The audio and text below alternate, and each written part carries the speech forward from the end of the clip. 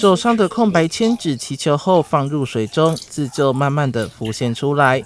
这是日本的水占卜抽签。我想要求事业跟学业，通常都是出来然后就看到结果，所以像这种还可以透过这种一个转换的方法让它显示出来，其实蛮有趣的。山上水稻博物馆先前有一款月老香水传出让人脱单的喜讯后，近期又设置水卦签诗，一样也相当灵验。因为有人抽到爱宜速宫的签诗后，就找到理想的另一半，还欢喜的拿喜饼来还愿。即将要结婚了，那就想说，把这份喜悦也带回去水稻，然后再跟工作人员一起分享，也当做一个还愿的一个流程。其实水占卜是一个很特别的一个设置，因为我们这里是水稻，那台湾话讲水跟水啊，所以我们也透过希望来到水稻能够结水缘。结水缘。除了占卜3恋爱运，许多人也会去拜月老，像是正统鹿耳门圣母庙，至今虔诚的姻缘超过6万多对。你先来甲